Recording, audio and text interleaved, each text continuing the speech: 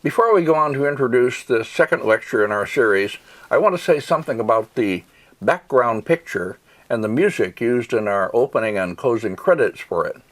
For our first series, A Pure and Remote View, it was natural to show a section of that great hand scroll painting from which I took that title, that is Xiaogui's Pure and Remote View of Streams and Mountains, Qishan Qingyuan Tu. And I chose for the musical background the opening of a favorite old recording of mine from my days of collecting records passionately.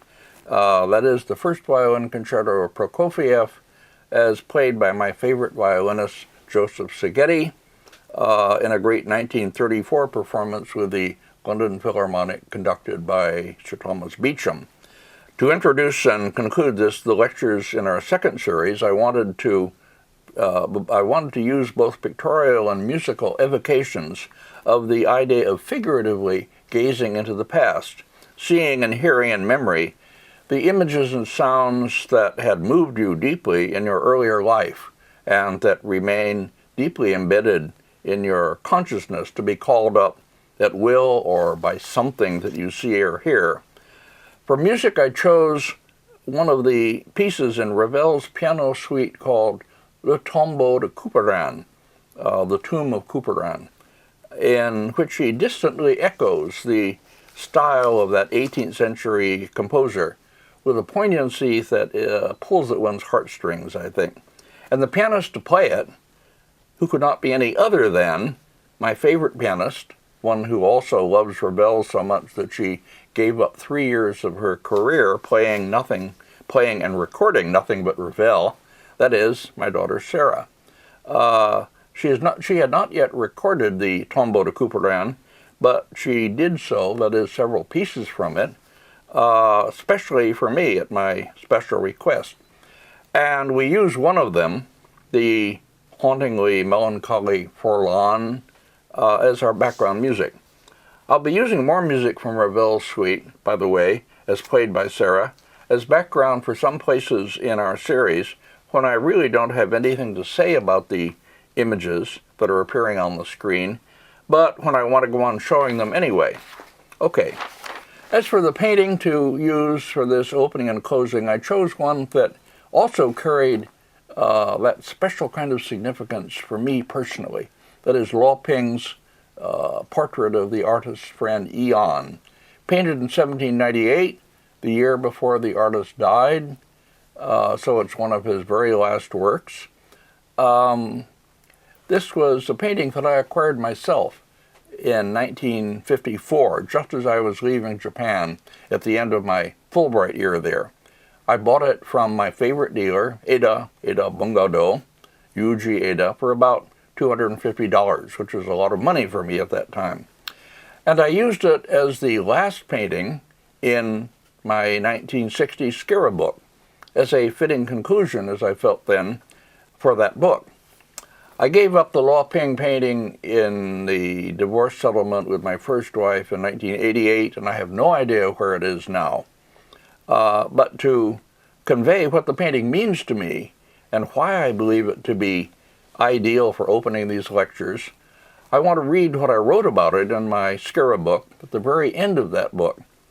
I do this instead of finding new things to say about it, because that young person who wrote that final page around 1959, who is referred to in the jacket blurb as that brilliant young American specialist, James Cahill, he was able to use language to convey subtle ideas and feelings about paintings in ways beyond the capacity of this old person, what this old person can do now. So here we go, the final pages of James Cahill, Chinese painting, Geneva, Skira, 1960.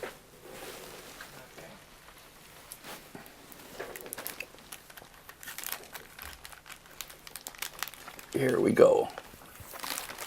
In the winter of 1798, less than a year before his death, Luo Ping re-encountered briefly an old friend called Eon, whom he had not seen for 9 years, and painted for him as a farewell present the picture with which we shall conclude our consideration of Chinese painting. It is simultaneously a portrait of his friend of the Tang poet Meng Haoran, whose fondness for blossoming plum is recalled in the branch held by the figure. Luo Ping's poetic inscription refers to another poem by Meng Haoran's great contemporary Li Bo, in which Li tells of finding a line of poetry while walking in the forest, and resolves to save it to present to his friend Meng, implying that Meng, of all people in the world, was the one who would best understand it and use it. Luo Ping's allusion thus suggests by analogy the depth of his friendship with Eon.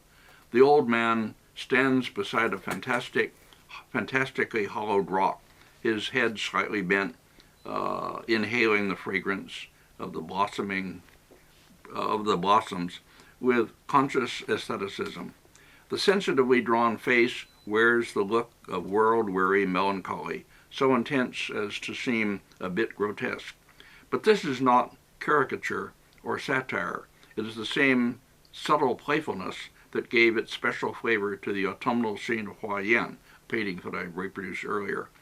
It is the kind of undirected irony, serving only to suggest that emotions, once presented seriously with an implicit demand that they be taken at face value, can no longer be so treated, however sincerely they may be felt in actuality. In spite of this, perhaps partly because of it, the pathos of the figure is strangely affecting. Luo Ping draws in a style derived largely from that of Chen Hongshou, and I refer back to a Chen Hongshou painting, who had himself formed his figure style through half-serious play upon an archaic manner. The whole expressive character of the picture and its inscription thus depends upon an elaborate dialogue between present and past, between an individual of the highest sensibility and a cultural heritage of which he was perhaps excessively aware. The painting contains so many levels of meaning as to invite one to read still more into it. Admitting this, we may still wonder as we look at it whether Luo Ping was not conscious of standing near the end of a long evolution, contemplating the past with the same mild sadness as the figure he portrays. The painting sums up the special virtues of the last phases of that evolution, but also exemplifies the paradoxes and contradictions that had penetrated to the very heart of Chinese painting. Awkwardness sublimated into a kind of skill, individuality manifested in archaism, straightforward feeling set forth through oblique allusions, serious points disguised as pleasantries. Every further degree of concern with such interplay of opposites, every additional layer of stylistic reference, had separated the artist that much more from the once possible forthright approach to the world.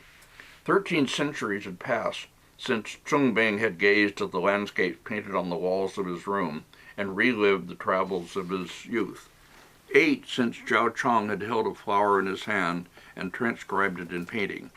A good part of the later history of Chinese painting testifies that withdrawal from nature as a direct source for the content of an art need not mean the death of that art. But when the withdrawal has proceeded as far as this, when simple aesthetic values have been so thoroughly replaced by those so very sophisticated, and the sustaining of a high level of quality requires artists more sensitive and endowed with more creative force than were to appear after Luo Ping. The rest of Chinese painting was to remain, although not always as explicitly as Luo Ping's work, and seldom so movingly, a meditation upon the past. My first lecture in this series was on an artist of the Yuan dynasty and a painting done in the late 14th century. For this one, I will leap forward some 6 centuries to the 20th and talk about an artist named Cheng Shifa, who lived and worked in China. He was born there in 1921, 5 years before myself, dying in 2007. How many years that is before myself remains to be seen. He's one of the, in these lectures, I'll be giving a series of lectures later on artists of the recent past to my new, especially the artists who are called guohua, or traditional artists, literally, artists who followed the basically Chinese tradition instead of being the so-called avant-garde artists. Those are all terms that are a little problematic now, but we haven't really replaced them yet. Anyway, I knew quite a few of these Guohua artists. I wrote exhibition blurbs and essays for some of them, and but one of them in particular, Cheng Shifa, I want to single him out for a longish lecture, which I'm now introducing, both because I was close to him for the last 30 years or so of his life, and also because I think he merits a reconsideration as an artist of real achievement, who I suspect is somewhat undervalued because he painted, along with his really fine works, a lot of popular pictures that have hurt his reputation, I think. I met him first in 1973, toward the end of our archaeology delegation trip to China. I'd been going around asking people, can I meet Cheng Shifa? And mentioning his name, and the day finally came when a few of us were taken to the Shanghai Painting Academy, and I was introduced to him by someone who said something like, here is the young man who's been going around China for a month saying that he wants to meet Cheng Shifa. And we were instant friends, as this photo reveals, and we remained so, meeting off and on until his death in 2007. The next, please. Cheng Shifa was first brought to my attention by C.C. Wang. Before I went to China, he showed me, on one of my many visits to his New York apartment, an album by Chung that he had bought, telling me, this is a Chinese artist you have to pay attention to. The 12-leaf album had been painted by Cheng Shifa in 1962, and it represented the subject he had chosen, with some help from his government and his superiors, that is, as the main theme of his paintings, the lives of a minority people, the Dai, in the southeast province of Yunnan, especially their children, whom he had observed on one of those trips that PR Chinese artists were obliged to make as part of their obligation for being supported by the state. The authorities believed that having the lives and activities of minority peoples depicted by the best artists would help to integrate them into their very diversified population and make the majority Han people more comfortable with them. Next, Chung's Inscription, which follows the paintings, as commonly in albums, consists of a poem and a prose note after it, seen in this slide, that begins with the date, saying he is painting it at a window looking out at the rain. It's the Meiyu, or Japanese Baiyu, plum rain season in late spring, when dampness causes everything in your closets to mildew. The 12 paintings, he writes, are based on his journey to the West, an allusion to a famous Buddhist text. He adds this poem a note, he writes, some days later after the rain had stopped. And he adds titles for the 12 paintings. I'm not following this order in showing them as I should, but I'll show them in an order chosen arbitrarily to suit my present purpose. Next. This, the first of the leaves I'm showing, out of order, is an evening scene. The setting sun and roosting birds appear in upper left, while below minority children with colorful costumes and turbans are returning home on the backs of water buffalo, carrying fruit that they have picked. Above are the tops of banana trees. Chung's inscription on it, written as he says at the rainy window, calls it Evening Scene with a Grove of Banana Trees. Next, a detail from this leaf. C.C. Wang pointed out to me that the incisiveness of Cheng Shifa's line drawing, he's a master of that, beyond most other artists of his time, and how he sets it against what appears to be freely splashed areas of ink and color, used for the buffalo's tufts of hair on their heads and along their backs.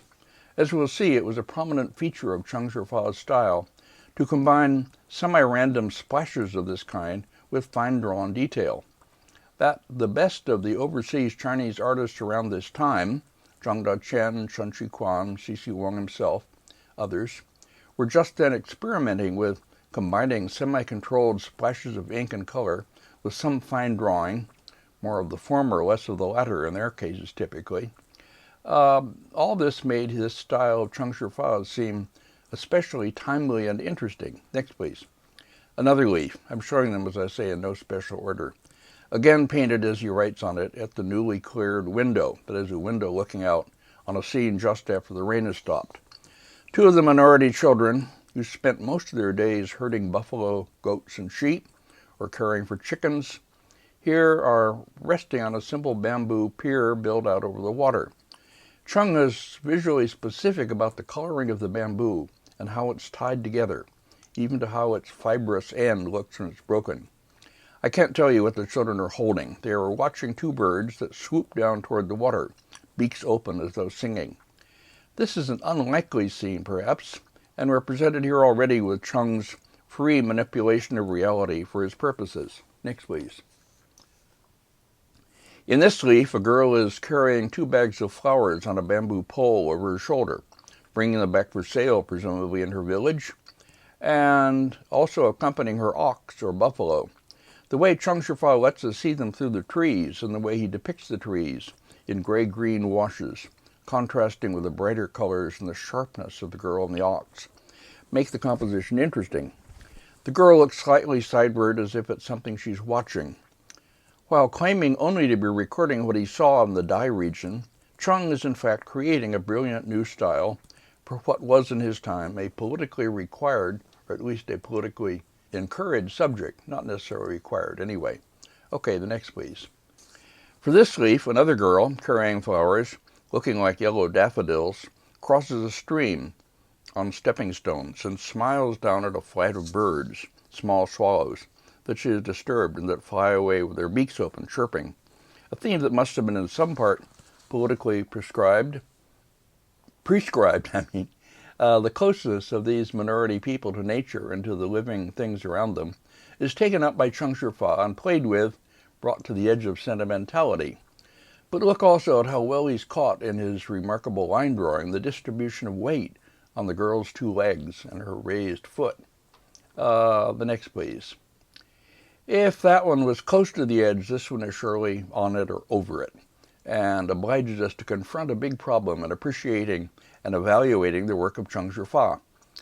The turban girl has set down her load, 2 bags of flowers hung on a pole over her shoulder, at a place where 2 fine stalks of bamboo grow, to rest and to watch 2 egrets, I think they are, that have come to roost on her burden.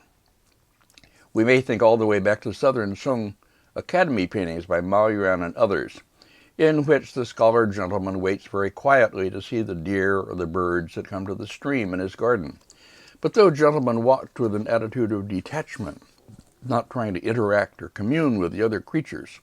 Cheng Shifa is creating what is in part a fantasy world in which the communion between the children and the natural creatures they encounter in their daily lives is idealized, somewhat fantasized, given a charmingly anecdotal character. Next, please.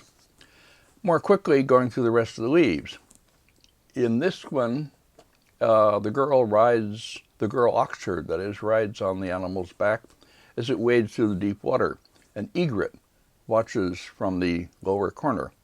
Again, the setting of fine drawing against less controlled areas of heavy ink and blue color for the ox, and the pushing of the parts of the picture in up to upper and lower extremes leaves the main area empty, and it's an original and engaging composition. Next. In this one, a girl in the long skirt and striped sleeve, similar to costumes I remember seeing Korean girls and women wearing, is feeding some kind of fruit or berry to a deer, holding more of them behind her. Cheng Shifa claims in his inscriptions on these that they are based on scenes and events that he himself saw, and no doubt they are, however distantly. Girls and deer were to become favorite subjects for Chung, who painted them over and over, as we'll see. Next. Here the boy and girl are resting with their charges, 2 goats and 3 kids. The girl reads a picture book, which looks like one of the lianhua, or serial picture book that Cheng Shifa himself made. The boy plays a flute. They sit on a mat of broad leaves. This is another composition in which the contrast between the large, free strokes of ink and splashes of wash used for the goats contrasts effectively with the fine-lined delineation of the children. Next, the detail. The drawing of the kids in paler, broad strokes is midway between line and wash. These contrasts create a visual excitement that is just what C.C. Wang admired in Cheng Shifa's painting, and I enjoyed him in that. That's kids, by the way, in the sense of small goats, not the children. Okay, here, next. Well, with this leaf, however, we're decidedly over the edge into sentimentality, or the realm of children's stories. The little goatling helps the girl place a cover over the baby, who lies in a basket holding a berry on a stem to put in its mouth. The basket is set on a broad banana leaf. A tall-necked vase of some kind, presumably containing something to drink, perhaps for the baby, is placed beside them, a drinking glass on its top. Chung does not claim in his inscription on this that it's something he saw, but only notes that it's a redrawing of a picture that he had painted earlier. Next.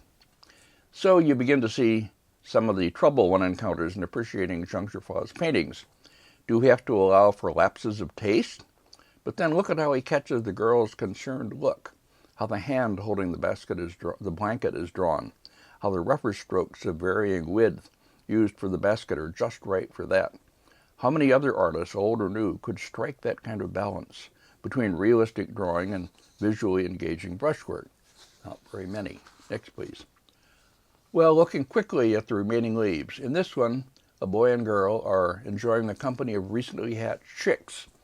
Other artists, notably Chi Baisher, also painted chicks, but without communicating this kind of delight that they inspire in us, especially when we're children. The row of 14 chicks in the upper right could be analyzed compositionally, like Mucci's 6 persimmons, but I'll spare you that. Next, please. Here a little girl seems to be congratulating the hen on her achievement, which is drawn in the foreground. I can't help looking at this without remembering a morning in Berkeley when Cheng Shifa's son Dodo, who had come from China and was staying with us before moving to the International Student House, was trying to convey what he would like for breakfast. Failing to do it in language, he seized a piece of paper and a ballpoint pen and drew a perfect Cheng Shifa hen, and then behind and below it, the ovoid shape that told us he would like an egg. I saved that picture for a long time. Next, please. The last leaf with an inscription reading, Festival Dance. On the Li Chiu Day, the first day of autumn in the lunar calendar, of the Runyan year, 1962, I illustrate or depict what I saw at a village of the Dai minority, written in a western corner of Shanghai, Shifa, with his seal Chung, reading Chung. The boy is beating a long-ended drum, the girl clashes cymbals. The younger girl strikes a sounding stone or something like that, maybe like the triangle in the timpani section of our orchestras. And it's indeed a timpani performance, done to go with the festival dancing of this minority people. The boy's face is brown, but both of the girls, like those in other pictures of them by Cheng Shifa, their faces are light, even white, with reddish cheeks. Next, please. That album, owned by C.C. Wang, was not the only work by Cheng Shifa that I knew about before I met him in China. I had purchased in Hong Kong a copy of his 2-volume series of illustrations to Lu Xun's True Story of A.Q. Zhengzhuan, that masterpiece of modern Chinese literature, published first in 1922 to 23, as the first serious piece of literary writing to be written in vernacular Chinese. You can read a translation of it on the web by Googling Lu Xun and A.Q. Next. Cheng Shifa's work, published in 2 volumes in 1962, is a series of 108 illustrations to this story, with brief excerpts from Lu Xun's text printed on the opposite pages. These do not make up the entire text, which was easily available to anybody in China, but they only give brief excerpts from those passages that Chung illustrates. Cheng Shifa's work is an especially fine example of a genre popular in China at that time called lianhua, serial pictures, which were strongly promoted by the Maoist government as part of the program to bring art to the common people. They deserve a special study by some art historian. I once thought of doing it, but didn't. Certainly can't now. Cheng Shifa did several others, but this is by far his finest. Next, please. Chung's pictures were especially well handled by the printers. He must have worked with them to develop a mode of reproduction that captures more than is ordinarily possible in printed pictures of his dry and wet brushwork, his variations in tonality, the special quality of his line. This is true of the first edition. A reprint made some years later is not so successful, lacking the color. So if you can find a copy of this original 1962 edition at a price you can afford, buy it immediately. Next, please. I will devote too long addenda to this lecture to reading translations from these brief texts, or excerpts from them, the parts most relevant to the pictures, while showing all 108 of the pictures. So I won't do more now than to say that these AQ illustrations by Cheng Shifa struck me immediately as brilliantly original and powerful pictures. Like most Berkeley people at that time, the late 1960s into 70s, I was enamored of leftist political art. We could sing all the 6 songs for democracy from the Spanish Civil War. We were passionately attached to, or at least I was, the Bertolt Brecht Kurzweil Threepenny Opera. More on that in another lecture. And I went weekly to Stiles Hall, a kind of radical YMCA branch just outside campus, where we would learn to dance the Korobushka, the Russian dance, and watch films about the Chinese agrarian reformers, very much leftist. So when I went to China in 1973, I dreamed of finding there and helping to encourage a great new age of political art, led by Cheng Shifa, the kind of that Germany had produced in the days of the Weimar Republic, before Hitler. Next, please. A politically powerful pictorial art of the kind produced by George Gross, a painting by him at left, Katie Kollwitz, a print by her at right, and others. I was naive. I should have been aware by then of Mao's and Jiang Qing's insistence on an art for China that was purely positive in character and would be popular with the people. I could expand on that theme and talk about how on our second delegation in 1977, after the death of Mao and the fall of Jiang Qing and her Gang of Four, the Chinese that we met were happy to see an end to all that and to be able once more to watch dramas that didn't always have to end happily. I remember that very well. Next, please. Well, this is about as close as Cheng Shifa came to doing a really political painting, and it isn't very close. He painted it in 1964 to illustrate a saying by Chairman Mao about the East is red. It's a big painting, 56 inches in height, 32 inches wide. It was my own, bought in Hong Kong. I'm giving it this year to our Berkeley Art Museum. I had to keep it in Hong Kong for years, unable to import it, because of the stupid embargo that the U.S. government had placed against things made in China, to keep funds from getting back to communist China, as it was then called. Mostly I was able to evade this by bringing paintings in my luggage, but this one was too big, and the date in the Chairman Mao quote made it, as I remember calling it, the ultimate unimportable painting. But eventually, of course, I was able to bring it in after the stupid embargo was reversed. Next, please. The same children, the same goatlings seen in the album are here seen above and below a great expanse of red leaves.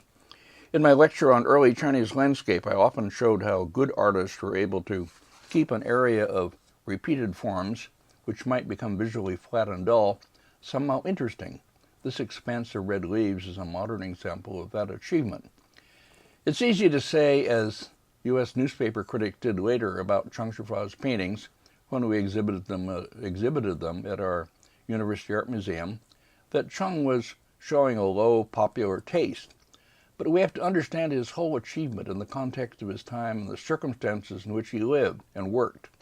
Mao and Jiang Qing were strongly pushing the idea that art should be for the masses, the common people, understandable and enjoyable by them.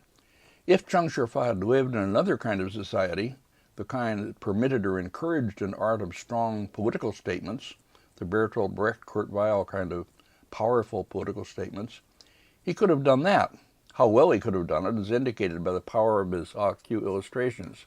But that wasn't possible, or only possible when illustrating a text that had that power, and others weren't available to him in China at that time. Next, please. Back to our meeting in the Shanghai Painting Academy in 1973. I put beside us a photo of Nixon and Mao meeting a few years earlier. I used to use this pairing in lectures to amuse audiences and show a real Chinese-American friendship as against a false political one. Chung was only one of a number of artists of the Academy, the Shanghai Painting Academy that is, who welcomed us and who painted pictures for the delegation members who had come. four or five of us, I remember. Next, please. Among the older artists there were Wang Gui and Tang Yun, both specialists in bird and flower painting in the tradition of Wu Changshi. I think this is Wang Gui painting, I think this is Wang Gui painting one of them for a 1973 delegation member. Next, please. Members of our 1977 delegation also visited the Shanghai Painting Academy. That was the Chinese painting delegation led by myself. In the photo at left, one of the artists is painting a picture for Wen Feng, and at right, Zhu Zhizhan, the oldest member of the academy, who lived, as I remember, to the age of 107, was it, or 105, I don't remember. Anyway, painting a picture of prawns for Nelson Wu, seen in the background. Zhu Zhizhan was later to come to San Francisco, after painting a big landscape picture for a new airport building.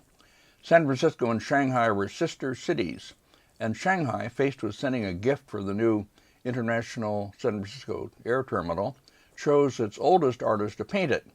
Zhu Zhizhan was also to come to Berkeley, to be entertained by me and my students. But that's another story, and a very good one. Next, please. This is a large picture by Zhu Zhizhan. It was on view in the Academy during our 1977 trip.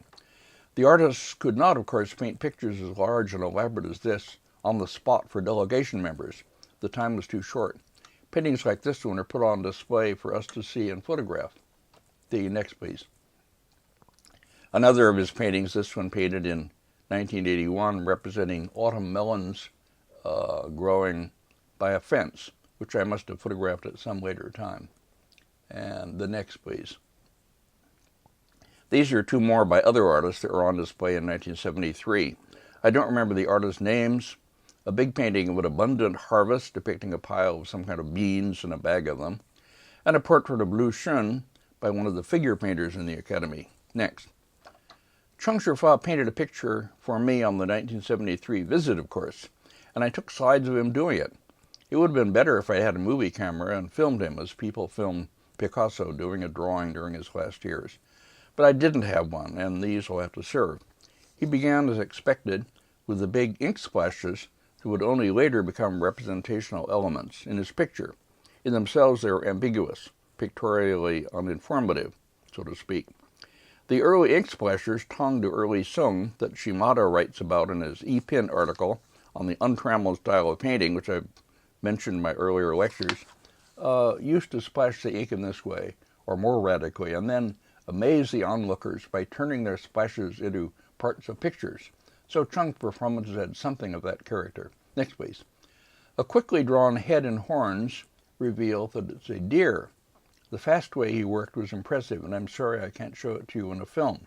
How fast and surely his hand and his brush moved. The next, please. As he went on drawing, we could see that one of his minority people girls was standing beside the deer, smiling and holding a bunch of flowers. The deer appears to be lifting its head as if to nuzzle her face. Next, please. Then the ink drawing finished, he quickly added colors, mixing them in the dishes you can see on the table at the bottom of some of these slides. Next. The painting finished, he quickly inscribed it, his hand still moving very fast. Next. And there was the finished work, which he held up for all of us to see. The inscription reads, "As a remembrance of this occasion for Professor Gao Zhuhan," my Chinese name, 12th month, 3rd day of 1973, Cheng Shifa drew this in Shanghai. I don't need to add that I had it mounted as a hanging scroll, and I still treasure it. Next. Here, to conclude this part of my account, are two more by Cheng Shifa that were hanging or shown to us on our 1977 trip to the Shanghai Painting Academy. They don't suggest that he had changed either his style or his subject in the 4 years since my previous visit. Next. But there was no reason why he should. None of the pressures of the market and of critics that force artists in our society to appear to evolve continually, as if they are to survive as significant, they have to be doing something new. All right. Now I'll go back to Cheng Shifa's earliest period and offer a quick account of how he had in fact evolved or developed as an artist up to the time I met him. I'll show the paintings quickly because I have little to say about them, apart from this is what he was doing in such and such a year. Next, please. This landscape that he painted in 1946, I seem to have in two images. one of them copied from a reproduction in a Chinese publication, the other from the original, but I can't remember where I saw it. It's a landscape with red-leaf trees and fog floating around the base of the hills.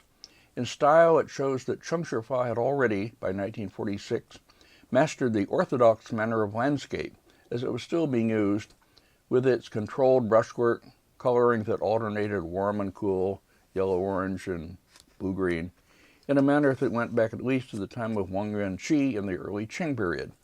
He probably learned it at the Shanghai Art College, where he had been studying.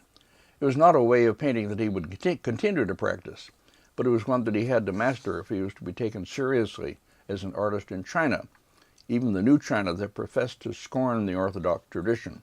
Shanghai painters like Wu Fan and his disciples were still making the practice and appreciation of it, of orthodox landscape painting that is, basic to their discipline. Next, please. The other painting was done 10 years later in 1956, and it takes for its subject a fishing port. It shows some originality, but is still short of indicating maturity in its artist. Chung had been born in Suzhou near Shanghai in 1921. He studied medicine, but then turned to painting, and graduated from the Shanghai Art College in 1941. He had his first exhibition in 1942. Next, please. Two paintings he did in 1957, both images made from reproductions. By this time, he had taken on the lives and customs of peasants and minority peoples as a principal theme. He had also established himself as an illustrator and artist of lianhua, or serial pictures. He did quite a few of these, most of them unknown to me. Somebody else is going to have to track down copies and study them and write about them. Next, please. This, copied from a reproduction in a 1957 magazine, is one of his illustrations presumably done in that year. It exhibits that ability to produce romantic and popular pictures that was the basis of much of his success. Fortunately, he didn't remain tied down to this manner, which, like most popular painting being done in the PRC at that time, didn't rise above the level of magazine illustration. Next, please. These two, both from the year 1959, paintings that is, were in the collection of V.C. Guo, a collector in Hong Kong, who was buying paintings by PRC artists in large quantities, and whom I visited at his place in Aberdeen on the other side of the island whenever I went to Hong Kong over some years. V.C. Guo made his living by importing marine engines from Japan and selling them to boat users there. But his avocation was buying paintings by major PRC artists. He had hundreds of them, bought cheap as they came out of China. The Chinese government was making its artists produce lots of paintings for sale abroad to bring foreign money into China. Not much of the money. I recall Cheng Shifa telling me only about 15%, that is, went to the artists. Guo's collection, or most of it, was eventually sold at auction. The picture of a woman arranging flowers in a vase is attractive but undistinguished, I think. This is an old subject in China. The other one, of a baby girl lying on a red mat with pigeons in front of her and above her, is more interesting and points toward Cheng Shifa's specialty in later years, children in close relationships with animals and birds. Okay, next, please. Two minor paintings of the demon killer Zhonghui with his sister, a popular subject because the paintings could be hung on certain days as auspicious images. These two were for sale in Hong Kong, the bookstore and painting sales room called Jigujai. I photographed them there, as I did many, many things, but I didn't want to buy them. They're interesting, but scarcely distinguished. Next, please. Now we sidetrack for a bit to consider Cheng Shifa as a landscapist. He didn't continue long in the orthodox manner, fortunately, and he showed some real originality in the few examples that I've seen. Lucy Lim, the director of the Chinese Culture Center in San Francisco, with whom I and Michael Sullivan worked in organizing the 1983 exhibition Contemporary Chinese Painting, an exhibition from the People's Republic of China. I helped with the selection and wrote an essay for the catalog. Lucy Lim was especially admiring of Cheng Shifa's landscapes and bought several of them for herself and her brother. This is one of them, painted in 1962. Something of the combination of freely applied washes of ink and color with fine line drawing that Chung uses in his figure and animal paintings is also used here. and it points the way into a new and interesting landscape manner that Chung could have developed, but the few of his landscapes that I've seen only hint at that. He didn't, alas, go on to develop this genre into a distinct personal manner. Next, please. This detail of the hilltop shows him admirably in control of his washes and using them in original ways. Behind this manner lies the example of Shi Tao, who was already exploring related painting styles in the late 17th century. Cheng Shifa, like other recent Chinese artists, was an admirer of Shi Tao and learned from his paintings. He owned at least 2 of them himself, and he took me to visit an important Shanghai collector who had major examples. Next, please. This fine small painting, done by Cheng Shifa in 1973 and owned by Lucy Lim's brother Edward Lim, is a further indication of how the artist was moving into a highly accomplished new style. An old plum tree in the foreground, seeming dead, still manages in early spring to put forth a few red blossoms, the only touches of color in the painting, apart from 2 yellow-lighted windows. The buildings of the town behind are drawn in that remarkable manner, midway between wash and line, that we saw in a few of his figure and animal paintings. It's used as special effect here, in a manner for which one could revive the old term painterly, German malerisch. Cheng Shifa's knowledge of Western painting and watercolors also must underlie in some part his move into this new manner of landscape. This was truly a genre that Chung should have pursued, but if he did, I don't know where the paintings have gone. They haven't, to my knowledge, been published in accessible places or purchased for important collections. The popular demand for Cheng Shifa's paintings of figures, and especially of minority children with animals, was too strong and insistent. And in PR China, an artist did not have the freedom of choice that artists outside enjoy.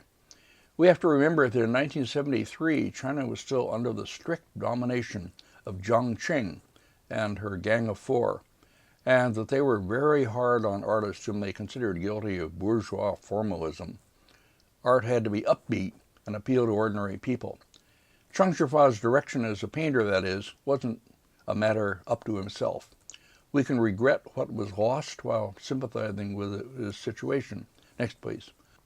Back to his more familiar subjects. At left, a painting from 1959 in V.C. Guo's collection. At right, one from 1960, I think from the same collection, but I'm not sure. By this time, Cheng Shifa had made his visit to the Dai people in Yunnan and had begun to paint the subject we're familiar with, the girl with goats and bags of flowers on a pole over her shoulder, the 2 children playing drum and cymbals for the festival dance, used also in the last leaf of his 1962 album that we began with. We should remember that he acknowledges reusing some of his compositions in his inscriptions on those leaves. The new subject matter permits him to use brighter colors and more dynamic compositions, allowable or even encouraged in depictions of minority people. Next, please. A few more quickly to finish this series. The little girl in the one at left, painted in 1960, with a broad hat shading herself and her baby charge, reads a book while the billy goat and kids, for which she is also caring, rest quietly in the foreground. In the one at right, painted in 1959 and belonging to V.C. Guo, the girl carries on her head a broad dish full of baby chicks. In the foreground are the cock and hen, presumably the parents of the chicks. Next, please. Here, a horizontal picture in which the girl goatherd has put down her load of flowers to tend to the goats, who are also her charges. As in some others, this effectively sets the heavy ink drawing of the animals in foreground against the fine line and color portrayal of the girl, her extended foot in one manner, the goat's hoof next to it in the other. It's easy enough to see why these became so popular and why the pressure on Cheng Shifa to produce them in quantity became so heavy. Next, please. Finally, these 2, both painted in 1963 and in the collection of V.C. Guo, formerly that is.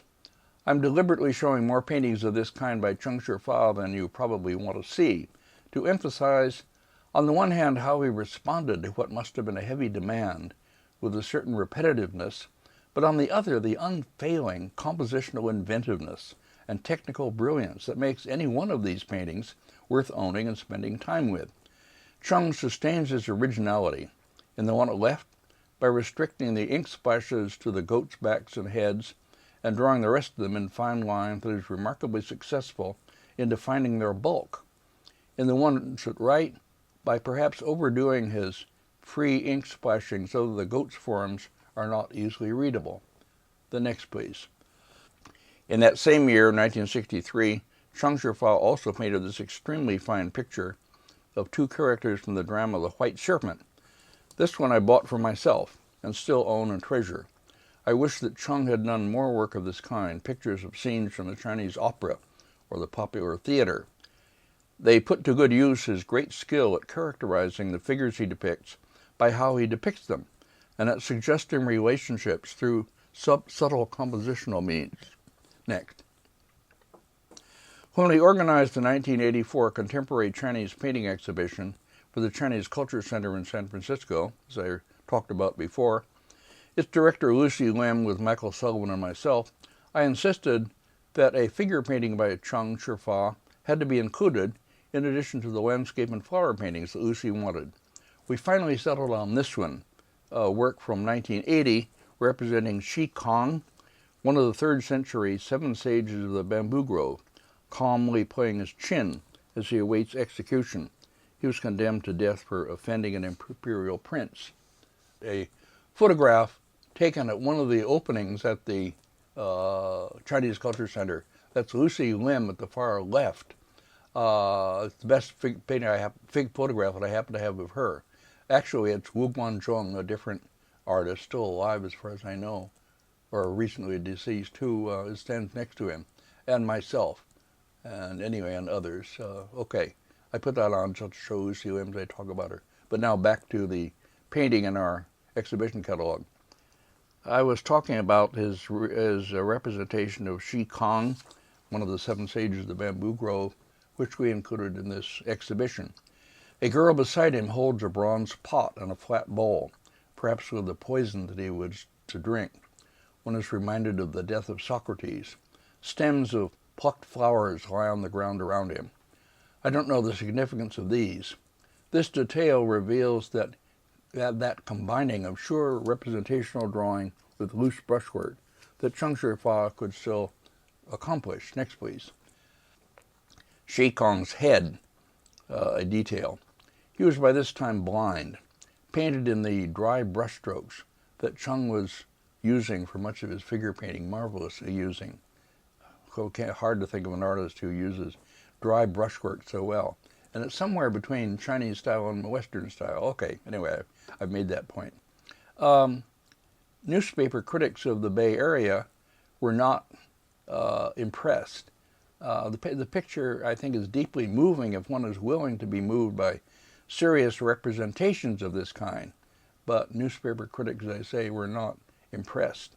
And I took them to task on my essay for the catalog, pointing out, as Peter Seltz had pointed out some years earlier in his catalog for the exhibition titled New Images of Man at the Museum of Modern Art in New York, pointing out that figure painting in our time, Western figure painting, needed some touches of irony, some indication of the artist distancing himself from his subject, from full endorsement of the subject.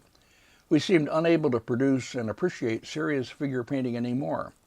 I used this as an example of how, as I called it, some of what we initially perceive as China's problems can be turned around and recognized as our own. We were unable, that is, to accept Chinese political figure painting, even when it was not kitschy and propagandistic, because the artists, as I put it, mean what they paint in a way that our artists don't. But I'll let you read that essay for yourselves. Next, please. Now I want to return to the biographical and autobiographical mode to continue my account of my friendship with Cheng Shifa. I visited him on each of the more or less annual trips that I made to China, and he did many things for me.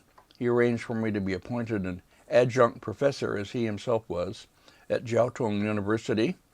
He helped me with access to the Shanghai Museum collection. He took me to an important collector who would not have been accessible to me otherwise. He showed me his own collection, which included some interesting paintings, pieces he had managed to acquire on the Shanghai market. I had slides of them, but for some reason I can't find them now. I'll include, if I can find it, a detail of one of them, which I remember especially, a painting by Luo Ping of the demon queller Zhonghui seated on the pot, with an attendant demon holding its nose, carrying away the rag on which he has wiped his bottom. Anyway, Cheng Shifa, learning of my fondness for those freshwater crabs that are in season for a time each year in the Jiangnan region, Cheng Shifa took me to an expensive restaurant for an incredible lunch made up of piles of them, from which I consumed more than I like to remember. This photo, of an occasion that I can't remember, records one of the many gatherings he arranged for me. I can't identify everyone in it, but the woman at the far left is his wife. My former student Judy Andrews is behind at the right, and Lin Xiaoping, who had served as an interpreter and guide on one of my earlier trips and had become a good friend, is at far right. Next. This is a letter that I wrote to Cheng Shifa in August of 1981 to let him know that Dorothy and I were coming again to China later that year. I wrote also about his son Dodo, whom we had looked after, as I said, when he came to the U.S. to study. I helped Dodo get into the San Francisco Art Institute, while a good friend who had been one of my docents at the Asian Art Museum and was now a collector, Sally Leong, took him into her house and looked after him for a long time. That's another long story. Cheng Shifa wanted us to stay with him while we were in China, but when I wrote him again that the Chinese Artists Association was sponsoring us and putting us up at one of the Shanghai big hotels, he gave way on that one. Even so, he spent a lot of time with us during our time in Shanghai. Next, please. Here's the last page of Cheng Shifa's letter to me. Knowing about my weak capacity for reading Chinese, he had my former student Judy Andrews write this letter for him in English, and he signed it, as you see, Cheng Shifa, your good friend. Next, please. Another group photograph of the kind visitors to China accumulate by the dozens.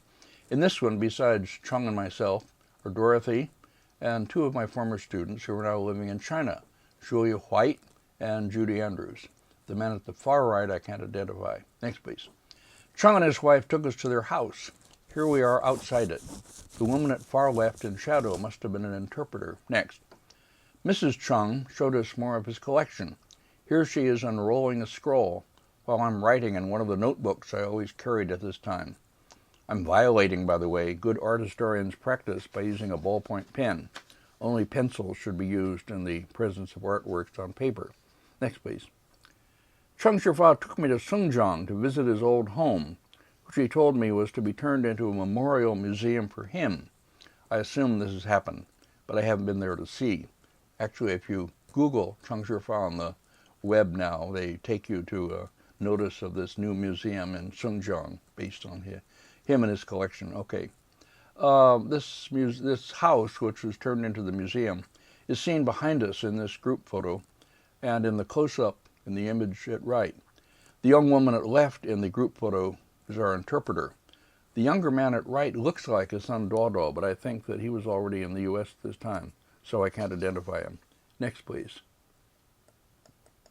Cheng Shifa took me to a small park in Sungjiang that he said was the site of the garden of the late Ming artist Sun Ke-hung, with its unusually large and fine taihusher, or garden rock, still to be seen there.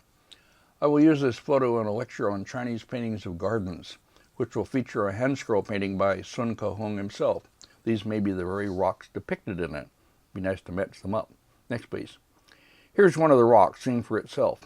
I should devote a lecture to these rocks, but I'm not the person to do it, although I used to lecture on that subject, pointing out that my teacher, Edward Schaefer, had translated an early 12th century treatise on them, Du Wan's Yunlin Sherpu, or Stone Catalogue of Cloudy Forests. Next, please. Back in Shanghai, Cheng Shifa showed me some of his most recent paintings. He was trying to work into a new style, or at least a style and repertory of subjects quite separate from the ones he'd become famous for, and was obliged to do. In the image at left, he holds up one of them, sideways, for me to photograph. The other one, also depicting fish, is dated to 1984. He's trying to escape from his big, elaborate pictures into simpler ones of cooler subjects, showing that old mastery of composition and brush drawing. Next, please. Two more in this new manner from the early 1984, I guess. A picture of lotus pads and blossom with two small fish, and one of flowers in a vase, done in that special mode between wash and line that he must have recognized as a special strength that was all his own, which should be developed. But to my knowledge, the paintings in this style never occupied much of his output, or became highly praised collectibles as his figure paintings did. Next, please. I'll conclude this long lecture by showing, after a few odds and ends, a group of the late paintings that made Cheng Shifa famous and popular in China. Here to begin with is a work by his follower, Wang Daowen, a woman. He told me about her, but I never met her. She has mastered the superficials of his style, but her picture is obviously weaker in lots of ways that I needn't point out. Even her signature is like his, but much less sure-handed. Next, please. A big, elaborate painting by Wang Daowen, of the kind that Cheng Shifa himself was producing in his late years, but again weaker than his in obvious ways. The prominent figure is probably Zhong. The woman behind him in the boat playing a flute is probably his sister, sitting beside the boatman who maneuvers the boat through the stormy sea. In this detail, Zhong strikes a dramatic pose, as some figures in Cheng's own late paintings do. But again, the ink splashes are less representationally effective. Still, she catches much of his style, having learned it directly from him. I have no idea whether he had other pupils or who they might be, or what has become of her. Next, please. Here is a fake Cheng Shifa, done by some unknown imitator. I found it hanging in one of the bookstores on Hepinglu, or Peace Street, the street in Shanghai where the old bookstores are. At first I was attracted to it, but as I looked longer, the failure of the big ink areas to work as they should, and the flatness of the whole, disturbed me. I left it and later brought Cheng Shifa to look at it and assure me that I was right. He laughed and agreed that this was indeed a forgery, and not even a very good one. Next. The failure of the forger to make his large ink-splashed areas work representationally brings out once more the success of Chung himself in doing just that over and over as if effortlessly. That is, putting on something that looks to you not to represent anything at all, and then making it into part of a picture. I should add that this is another case that convinces me that all those dumb arguments about how we are not supposed to look at technical skill in paintings, only at large conceptions, are phony, proven to be phony by this and countless other examples of this kind. We should forget them. Next, please. Two paintings of Zhong and his sister by Cheng Shifa, the one at left from 1979, the one at right from 1980. He must have turned these out by the hundreds, devising with endless imagination new sub-themes and compositions. Notice how effectively the different kinds of brush drawing create a sense of fast movement in one, of repose in the other. Next, please. A detail from the 1979 picture. The sense of feeling empathically the movement of the artist's arm and hand holding the brush, which I've talked about throughout these lectures, is powerfully at work in our response to this one. Next, please. At the same time, we have to acknowledge that Chung is trying too hard in these late works for striking effects and easy popularity. The attitude struck by his Zhong, the way he throws back his head, makes him too much akin to the figures by Fan Tsung, an artist of the same time whom I'll introduce briefly in another lecture and dismiss as meretricious, in my opinion, for his posturing and grimacing male figures. Next, please. Another large painting of the same two figures, presumably Zhong and his sister. Although the popularity of this painting surely goes beyond that classical subject and has to be understood in the context of the well-known penchant of rich and powerful Chinese men for liaisons with much younger women. A penchant not peculiar to China, of course, but especially open and accepted there. Here the two are seen in a boat, high up in the picture space, and removed from us by being seen through willow tendrils, an effective device for producing a cooler, quieter picture. Two geese are seen flying above Zhong head. Next. And as this detail from further down in the picture reveals, other long-necked birds can be seen flying over the water nearer to us, viewed through the willow tendrils. Cheng Shifa's long inscription is also written there, in separate parts, as if it too were placed further back behind the verticals that define the frontal plane. Next. Some of Cheng Shifa's pictures of this late period, however, and some of the most popular, sacrifice compositional clarity to a deliberate jumble. This big picture of 1978, shown in two images, the left one copied from some publication, I think it was China Pictorial. At right, one that must be taken from the original. This is a good or bad example. Below the usual images, two girls and deer. Above, a riot or a confusion of flowers, mostly wisteria, I think, but mixed with some orange blossoms. Cheng Shifa was by this time a well-recognized public figure, and his paintings were widely reproduced. Another big and overcrowded picture, this one from 1981. An old man kneeling and playing a peepaw or lute occupies the foreground, and behind him at right, a white-robed man holding a rui scepter and looking rather too ostentatiously noble.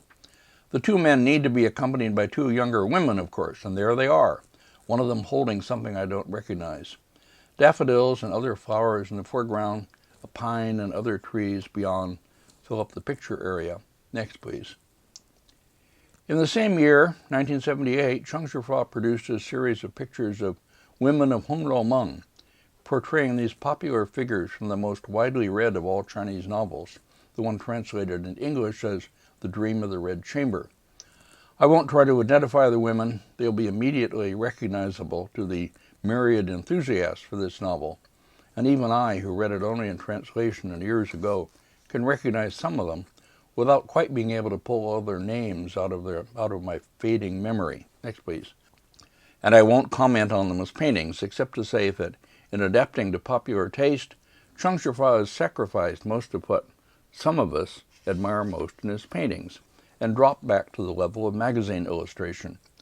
Someone else, after searching them out and doing the proper research, can write about the circumstances behind the creation and great popularity of these pictures, a story important for Cheng Shifa's standing in China in his late years. I can only guess at it. This, of course, is, what's her name, the one of the girls surrounding Lin Daiyu in that magical garden, the one who draws a plan for the garden, the Da Guanyuan. Here she is portrayed doing it, looking out at us while contemplating her next move as an artist, managing also to look like one of Cheng Shifa's endlessly smiling young women with upturned faces and engaging smiles. What did it mean for an artist of his caliber and achievement to go on painting these throughout so much of his career, when he could, in a different society and situation, have taken other routes that would have been more artistically productive and more satisfying for himself? Unless Cheng Shifa wrote out a final testimonial, and I'm not aware that he did, we can only speculate and look at the paintings and feel sympathy and some regret. Next. Finally, two small Cheng Shifa images, each of them embedded in paintings by other artists. When Chung came to the U.S. in 1981, he told us immediately that he had been ordered by government agents not to do any painting while he was abroad. They were worried, presumably, that if he did, they would not get their usual big cut of the proceeds. He violated this restriction, to my knowledge, only twice, and only in very minor ways. At our University Art Museum in Berkeley, I showed him, along with many other things, the album leaf left by the late Qing master Ren Bonnian, depicting three men standing in a grove of trees. When I bought it in Japan, there was a big spot of red color spilled over it, over the face of the main figure. I gave it to Meguro, my favorite mounter in Tokyo, asking whether he could take it out. He said he would try. When I returned a year later, he brought out hesitantly this album leaf to show me. He had indeed taken out the red stain, but he had also removed the face of the figure. So, now in Berkeley, when I showed it to Cheng Shifa, I told the story, and I said that he was the only person in the world whom I would trust to paint in that face, because he understood Ren Bonnian so well, his style. He smiled and laughed and agreed to try, taking it back to his hotel room. And when he brought it back, there was the face, not quite so fine as I or he had hoped, because he had to paint over a rough surface left by Meguro's work. He didn't have a really good painting surface, but still very good and very right for Cheng Shifa. So there it was, touches of Cheng Shifa in the midst of a Ren Bonnian. Next, final. The other is a painting by C.C. Wang, a rocky seaside landscape done in the style he was using then. His paintings never had figures in them. This is the single exception, I think. Cheng Shifa, shown this, and perhaps only at C.C. Wang's request, I'm not sure, painted in, very small for him, one of his noble scholar figures standing on the rock and gazing out over the water, with his servant, or maybe a girl, standing beside him, holding something. C.C. later showed me this and told me the story, and I show it here as a remarkable pictorial document of the coming together of two major artists whom I knew, and a fitting ending for this very long lecture on one of them, my good friend Cheng Shifa. The second and third parts, as I said, will be devoted to showing all of his ocu illustrations while reading excerpts from the accompanying text. So that's the end.